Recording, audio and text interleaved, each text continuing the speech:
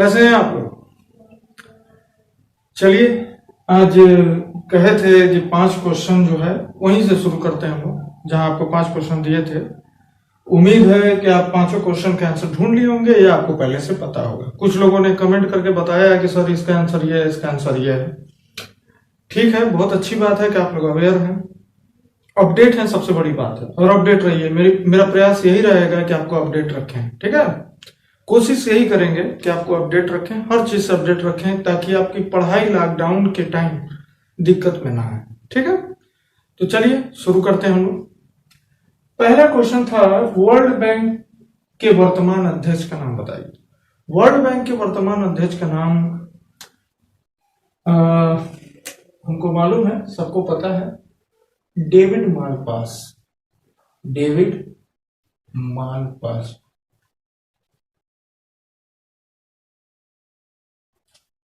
David Malpass.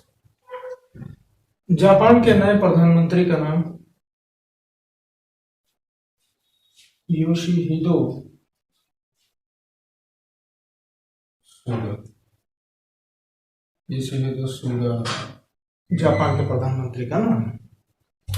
G7 आपको पता, G7 में भारत के प्रधानमंत्री को इनको इनवाइट किया गया था, लेकिन हमारे प्रधानमंत्री ने कहा कि देश में इस वक्त स्थिति थोड़ा दिक्कत में है, आपको सब पता ही है। तो प्रधानमंत्री ने कहा कि सबसे महत्वपूर्ण यह होगा कि पहले देश में ही रहा जाए। तो प्रधानमंत्री ने विनम्रता पूर्वक कहा कि हम नहीं आ सकते हैं, आने में असमर्थ हैं। तो G7 की बैठक इस साल होने वाली है ब्रिटेन में। ठीक है, ब्रिटेन, या इसको परीक्षा में यूके दे सकता है, यूके। ठीक है, यूनाइटेड किंगडम उसको बोलते हैं। ठीक, G7 में 7 देश हैं। G7 में 7 देश होते हैं। 7 देश आपको पता होना चाहिए वो कौन है, पता करिएगा खुद से। नहीं तो जब हम इंटरनेशनल संगठन, जो अंतरराष्ट्रीय संगठन है, इंटरनेशनल ऑर्गेनाइजेशन है, जब उसको हम बताएंगे तो पूरा डिटेल बताएंगे। G7, G20, G33, कई ऐसे करके बहुत से हैं, तो हम आपको सारा संगठन बताएंगे, उसका अलग से सीरीज चलाएंगे। ठीक है, 2020 में मिस यूनिवर्स कौन बना है? ठीक है, 2019 में मिस यूनिवर्स कौन बना है? हाँ, तो उनका नाम है एंड्रिया मेजा। ये मैक्सिको की रहने वाली है, एंड्रिया मेजा। अभी हाल ही में इसका अनाउंसमेंट हुआ है। ठीक है, तो एंड्रिया मेजा जो है मिस यूनिवर्स बनी है। ठीक है, 2020 की, जरूर याद रखिएगा, मैक्सिको की है ये। फिर आपसे पूछे थे कि T20 वुमेन्स वर्ल्ड कप का आयोजन कहाँ होगा। T20 वुमेन्स वर्ल्ड कप जैसे पुरुषों का होता है, वैसे महिलाओं का भी T20 होता है। तो वो आयोजन कहाँ होगा? ठीक है, तो वो आयोजन आपको पता होना चाहिए, न्यूजीलैंड में होगा। ठीक है, न्यूजीलैंड की राजधानी आपको पता है, वेलिंगटन है। वेलिंगटन न्यूजीलैंड की राजधानी है। ठीक है, न्यूजीलैंड में आयोजन होगा। इसका आयोजन 2022 में होना था 2021 में, लेकिन ये नहीं हो पाया। ठीक है, क्योंकि कोरोना फैल गया था, तो पूरी दुनिया में इस वक्त समस्या है। ठीक है, तो न्यूजीलैंड में इसको 2022 तक कर दिया गया है, पोस्टपोन कर दिया, मतलब 2022 में होगा, न्यूजीलैंड में होगा T20 वुमेन्स वर्ल्ड कप। आपको पता होना चाहिए कि T20 भारतीय महिला क्रिकेट टीम का, आपको पता होना चाहिए कि इसके कैप्टन कौन है, इसकी कैप्टन कौन है। ठीक है, इसका जरूर पता लगाइएगा कि इसकी कैप्टन कौन है। ठीक, अब आते हैं हम लोग अगले राउंड में। अगले राउंड में हम आपको एक संवैधानिक संस्था बताएंगे। हम आपसे बोले थे कि एक संवैधानिक संस्था बताएंगे। उस राउंड में आते हैं। उम्मीद है सबको सुनाई दे रहा होगा, सबको समझ में आ रहा होगा। सब लोग ध्यान से, जो भी हमारे स्टूडेंट्स हैं, जो इस वीडियो को देख रहे हैं, जो इस परीक्षा से रिलेटेड है, परीक्षा देना है हमको, हम ये कहेंगे कि लगातार वीडियो देखते रहिए। और क्योंकि लगातार देखते रहेंगे तो एक कंटिन्यूटी बनी रहेगी, आप कंसिस्टेंट रहेंगे, लगातार आप पढ़ाई करेंगे। और इससे ये रहेगा कि आप अपडेट रहेंगे। ठीक है, तो मेरा प्रयास यही है कि आपको इसको बता सकें। चलिए, आज जो संवैधानिक संस्था है उसको हम लोग बोलते हैं कैग। कैग को हिंदी में बोला जाता है भारत का नियंत्रक और महालेखा परीक्षक। ठीक है, भारत का नियंत्रक और महालेखा परीक्षक इसको बोलते हैं। ठीक है, controller and auditor general of India भी इसको बोलते हैं, controller and auditor general of India.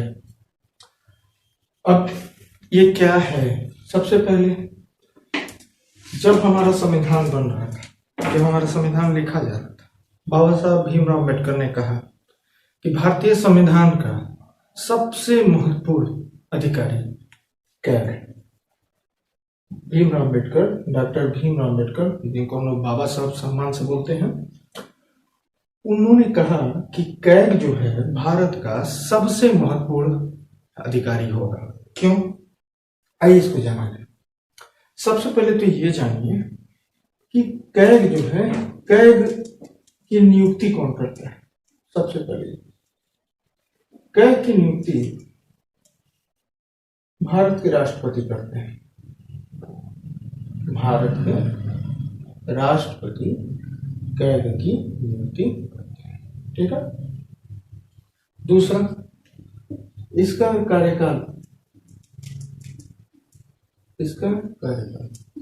कार्यकाल होता है 6 वर्ष या 65 वर्ष की आयु तक। 6 वर्ष या 65 वर्ष की आयु तक। ठीक है, यह अपना त्याग पत्र किसे देगा? यह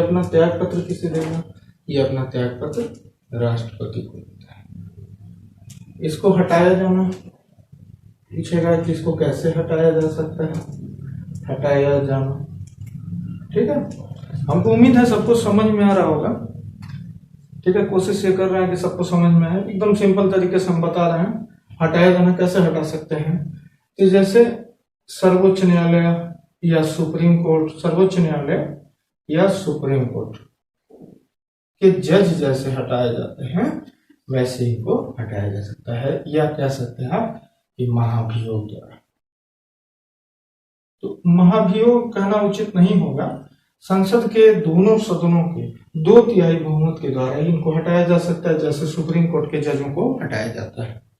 ठीक है, तो इनकी अब आप जानेंगे कि भारत के राष्ट्रपति इसकी नियुक्ति इनकी करते हैं और इनका कार्यकाल 6 वर्ष तक होता है या 65 वर्ष की आयु तक। ये अपना त्याग पत्र राष्ट्रपति को देते हैं। और इनको कैसे हटाया जा सकता है? सर्वोच्च न्यायालय के न्यायाधीश जैसे हटाए जाते हैं वैसे हटाए जाते हैं। अच्छा, इनका वेतन जो होता है संचित निधि पर भारित होता है। संचित निधि, आकस्मिकता निधि और लोक लेखा निधि, हम तीनों आपको एकदम सेपरेट बताएंगे, आपको चिंता मत करिए। संचित निधि पर भारित होता है, यानी इनके वेतन का मतदान नहीं किया जा सकता है। इनके वेतन पर संसद मतदान नहीं कर सकती। इसको इसलिए बनाया जाता है कि ये स्वतंत्र है, ये डरे ना किसी से। और आपको पता है ये हटने के बाद जब ये उनका कार्यकाल जब पूरा होगा, ये कोई भी अन्य पद किसी भी पद पर नियुक्ति नहीं हो सकती है। इनको इतना ज्यादा निष्पक्ष बनने की अपेक्षा की गई है कि इनको किसी भी अन्य पद पे बाद में नियुक्ति नहीं हो सकती। जब ये रिटायर हो जाएंगे तो सरकार चाहे किसी और पद पे इनको रखना नहीं हो सकता, नामुमकिन। ठीक है, संविधान इनको इजाजत नहीं देता है या परमिशन नहीं देता है।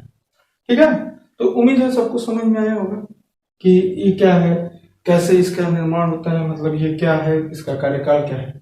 अब सबसे जरूरी चीज आपको यह जानना चाहिए कि इसका काम क्या है, इसको क्यों बनाया गया है। ये हमारे संविधान में इसका कार्य क्या है, कार्य यानी इसका काम क्या है। इसका काम ये होता है कि ये केंद्र सरकार और राज्य सरकार,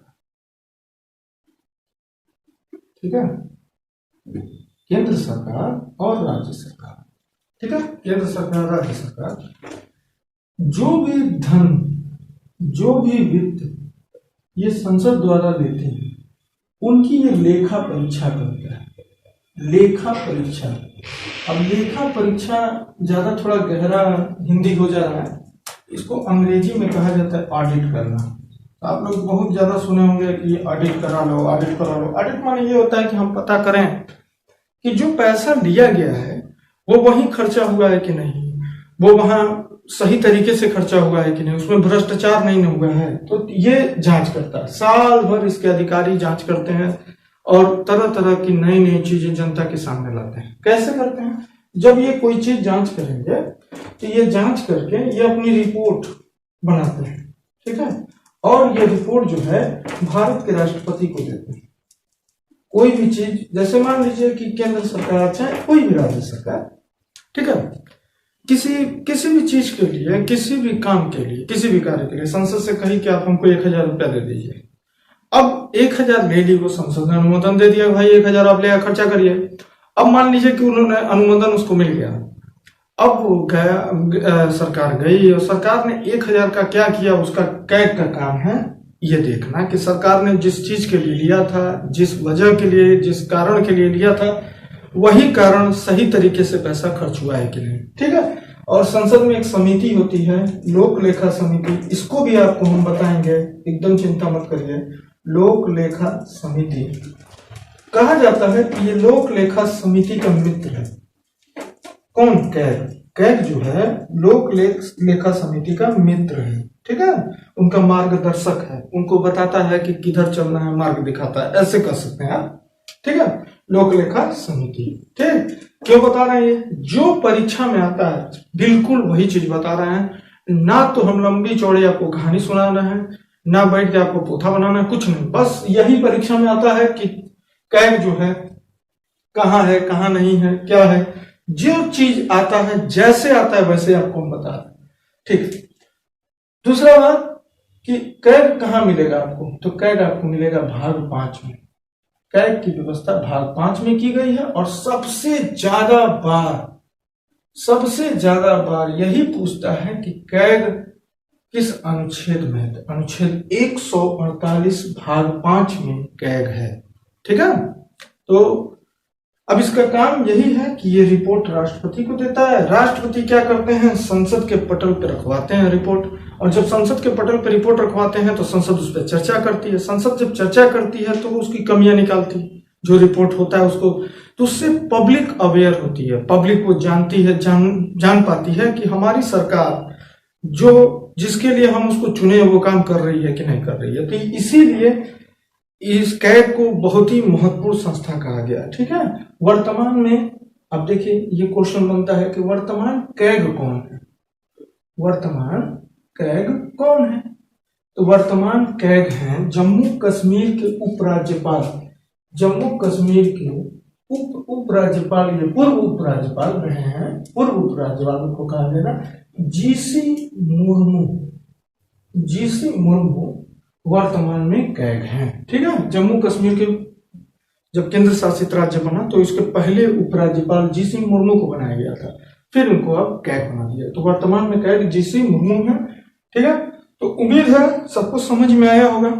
सबसे जरूरी चीज है कि कैग का काम क्या है। तो कैग का काम है सार्वजनिक लेखा जोखा बताता है, लेखा परीक्षा करता है और बताता है कि जो पैसा जहां लिया गया था वहीं खर्च हुआ है कि नहीं हुआ है। इससे जनता जो है पारदर्शी सरकार पाती है, पारदर्शिता आती है, शासन में पारदर्शिता आती है, इसीलिए इसको बहुत ही महत्वपूर्ण संस्था कहा गया है, ठीक है। तो उम्मीद है सबको समझ में आया होगा। अच्छा, अब फिर से 5 क्वेश्चन आज फिर देंगे और आप हमको जरूर बताइएगा कि केवल 5 दें कि 10 दें, ठीक है, कमेंट करके जरूर बताइएगा। दूसरी चीज, हम मैथमेटिक्स का भी क्वेश्चन देना चाहते हैं। प्रयास रहेगा जल्द से जल्द ये शुरू करें कि मैथमेटिक्स और रीजनिंग रोज आप लोग लगाएं। हम ये चाह रहे हैं कि आप लोग नियम से रोज वीडियो देखें और सोचें हम क्लास में पढ़ रहे हैं, ठीक है। इससे आप एकदम कंटिन्यूटी रहेगी आपके अंदर पढ़ने की, ठीक है। अब इधर उधर करेंगे लोग तो दिक्कत होगी, ठीक है। तो चलिए 5 क्वेश्चन आपको देते हैं। पहला क्वेश्चन, वैश्विक नवाचार सूचकांक, वैश्विक नवाचार सूचकांक, पहला क्वेश्चन 2020 में 2020 इसमें आपको बताना है कि भारत का स्थान क्या है और प्रथम स्थान किसका है, प्रथम स्थान पर कौन सा देश है, ठीक है। दूसरा क्वेश्चन है, भारत का सबसे स्वच्छ राज्य, भारत का सबसे स्वच्छ राज्य, ठीक है, भारत का सबसे स्वच्छ राज्य 2020, ठीक है। तीसरा क्वेश्चन है क्वाड। अब क्वाड ये पेपर में दे रहा है, लगातार दे रहा है। क्वाड में कितने सदस्य हैं, क्वाड में कितने सदस्य हैं और क्वाड है क्या, जरूर खोजिएगा, क्वाड में कितने सदस्य हैं, ठीक है, इसको जरूर खोजिएगा। फिर चौथा क्वेश्चन, बनेर घट्टा वन्य जीव अभयारण्य। पांचवा क्वेश्चन, ब्लू फ्लैग